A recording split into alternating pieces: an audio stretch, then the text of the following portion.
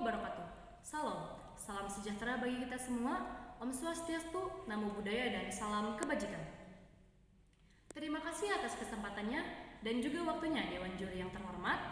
Pada kesempatan kali ini, izinkan saya memperkenalkan diri terlebih dahulu. Saya Elsa Salsabila, saya bersekolah di SMA Negeri 1 Sukahaji. Pada kesempatan kali ini, saya berperan sebagai tim pemerintah dalam mosi pertama, yaitu Dewan ini percaya bahwa apatis terhadap politik merupakan sikap yang tidak bermoral. Apatis adalah sikap tak acuh terhadap segala sesuatu yang terjadi di sekitar. Tanda-tanda apatis sangat beragam, mulai dari kurangnya bersemangat melakukan sesuatu hingga tidak peduli dengan masalah yang dihadapi. Sikap ini perlu diatasi sebelum mempengaruhi kualitas hidup orang yang mengalaminya.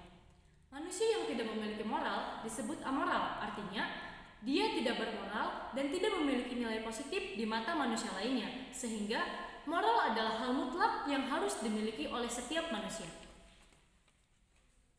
Dalam Undang-Undang tentang Moral, Pasal 28J Ayat 2, Undang-Undang Dasar 1945 yang berbunyi, dalam menjalankan hak dan kebebasannya, setiap orang wajib tunduk kepada pembatasan yang ditetapkan dengan undang-undang dengan maksud untuk menjamin pengakuan serta penghormatan atas hak kebebasan orang lain dan untuk memenuhi tuntutan yang adil sesuai dengan penimbangan moral, nilai-nilai agama, keagamaan, dan ketertiban dan umum dalam suatu masyarakat demokratis. Sifat yang harus dimiliki menteri politik menurut pandangan pakar politik Islam. 1. Amanah. Artinya, tidak berkhianat kepada amanah yang telah diamanahkan. 2. Jujur. Artinya, apa yang disampaikan dapat dipercaya dan dapat dilaksanakan ketika ia melaksanakan tugas. 3. Tidak bersifat rakus terhadap harta yang dapat menjadikannya mudah suap. Dampak negatif sisi apatis. 1. Kurangnya kontrol sosial. Karena orang apatis tidak peduli atau tidak berminat pada berbagai hal. 2. Orang apatis dan orang-orang di sekitarnya cenderung sulit untuk berkembang menjadi lebih baik karena kurangnya kesadaran atau kepedulian terhadap diri sendiri, orang lain, dan lingkungan sekitarnya. 3. Meningkatkan potensi timbulnya individualisme di dalam suatu masyarakat sehingga setiap orang tidak peduli antara satu sama lain. 4. Sikap apatis juga berpotensi menimbulkan masalah yang lebih besar, misalnya perselisihan atau perpecahan di tengah-tengah masyarakat. Cara menghadapi orang yang apatis. Pertama, beri motivasi. Orang yang memiliki sifat apatis butuh dorongan semangat dari lingkungan sekitar agar bisa kembali normal. 2. Mengajak aktivitas seru. Agar orang yang memiliki sifat apatis dapat melupakan sifat apatisnya, mereka harus kita ajak untuk melakukan aktivitas seru agar ia merasa tidak dijauhkan, tidak diasingkan dari lingkungan sekitarnya. Dari situ, orang yang apatis dapat menumbuhkan rasa sayang dan rasa kepeduliannya terhadap orang lain dan lingkungan sekitarnya.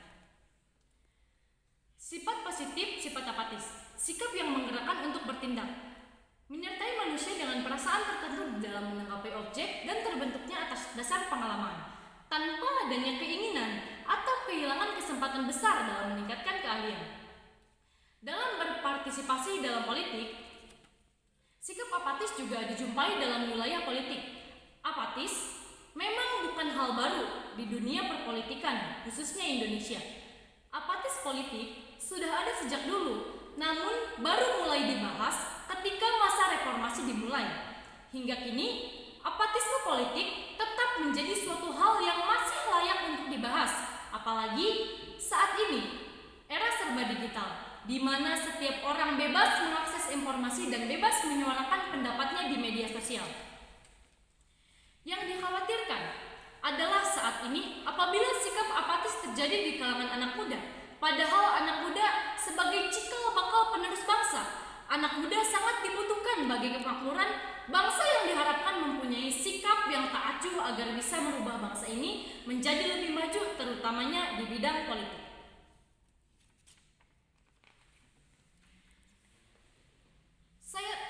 Selanjutnya, saya akan menyampaikan pendapat saya tentang mosi pertama. Saya setuju bahwa apatis terhadap politik merupakan sikap yang tidak bermoral. Karena menurut saya, partisipasi masyarakat dan menteri politik sangat diperlukan untuk menghasilkan pemerintahan yang baik dan berkualitas. Jika peran pemimpin dalam menjalankan tugasnya memiliki sifat apatis, bagaimana dengan masyarakat yang diayominya? Jadi menurut saya, sifat apatisme memang tidak tepat jika kita gunakan dalam kehidupan berpolitik. Justru, kita harus menumbuhkan rasa kepedulian dan perhatian kepada kehidupan politik yang lebih tinggi. Mungkin cukup sekian yang dapat saya sampaikan. Mohon maaf apabila ada kesalahan. Terima kasih atas kesempatannya untuk Dewan Juri. Wassalamualaikum warahmatullahi wabarakatuh.